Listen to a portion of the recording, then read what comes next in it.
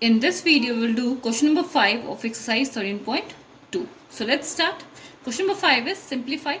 So the first part of question number 5 is 2 to the power 5 whole to the power 2 multiplied by 7 to the power 3 upon 8 to the power 3 multiplied by 7. So first of all, we have two parts on the same number 2.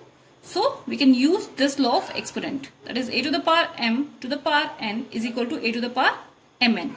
It means if we have two parts of the same number, then we have to multiply the parts. So that's why we have here 2 to the power 10, because we are multiplying the parts over here. So 5 2 times will give us 10, right? And rest of the things are just same, right? Now let's come to the next one.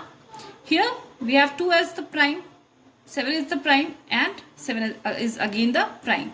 These three are prime, but this base, that is 8, is not prime. So what we have to do, we have to write this as the power of prime, right? So we can write 8 as 2 to the power 3, because 2 3 times gives us 8 only, right? So 2 to the power 3 whole to the power 3, because earlier also we had the power 3, right?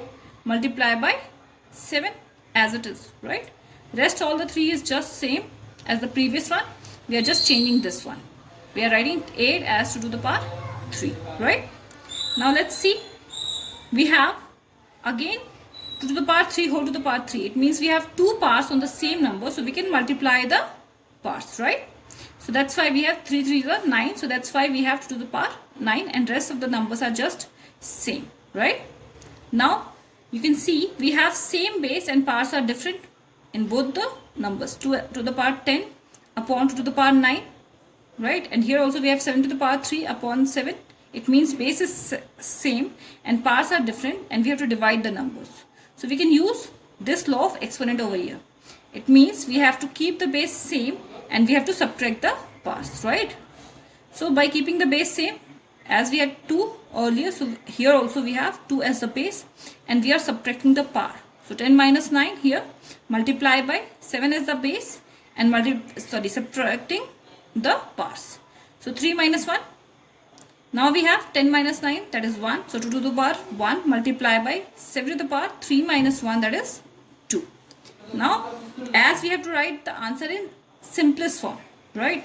So that's why first we have to expand it. 2, the power is just 1. So that's why 2 ones, and because the power is 2, so 7 will be multiplied by itself 2 times. Now let's multiply the numbers. So 2 7s are 14, and 14 7 times will be 98. So the final answer is 98, right? So 98 is the answer. I hope it is clear. Now let's see the second part of question number 5. Question number 5 second part is 25 multiplied by 5 to the power 2 multiplied by t to the power 8 upon 10 to the power 3 multiplied by t to the power 4, right? So first of all, we have to write the composite numbers as the power of prime numbers. So here 25 and 10 is composite, and rest is, that is 5 is prime and t is just variable. So we just have to convert this 25 and 10 as the power of primes. So we can write 25 as 5 to the power 2, because 5 multiplied by 5 is just 25, right? So we can write 25 as 5 to the power 2, and we can write 10 as 2 multiplied by 5, right? So that's why by changing 25 as 5 to the power 2 and by changing 10 as 2 multiplied by 5, we have this, right? And rest is just same. You can see I have written 25 as 5 to the power 2 multiplied by, as it is, 5 to the power 2 multiplied by 2 to the power 8 as it is, upon, I have written 10 as 2 multiplied by 5 whole to the power 3, then multiply by, as it is, t to the power 4, right? Now because we have power on both the numbers, by using this law of exponent, that is, if we have same power on both the numbers and we are having the multiplication sign in between, it means this power is for both the numbers. It means a to the power m multiplied by b to the power m.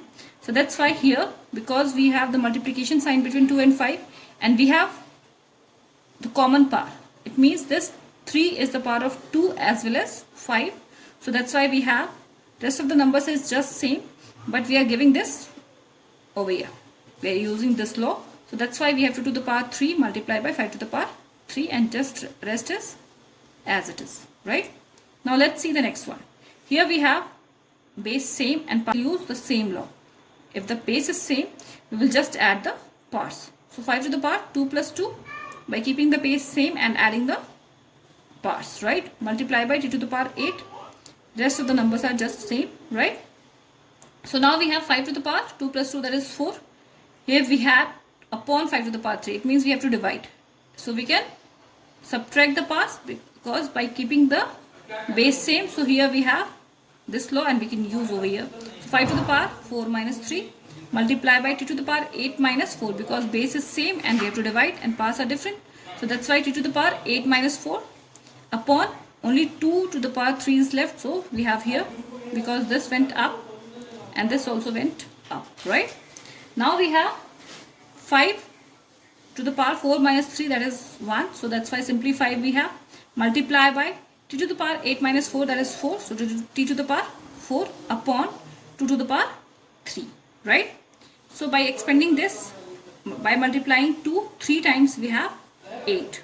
So that's why 5 t to the power 4 upon 8, right? I hope it is clear to you all. So copy these two parts in your rough notebook. Thank you.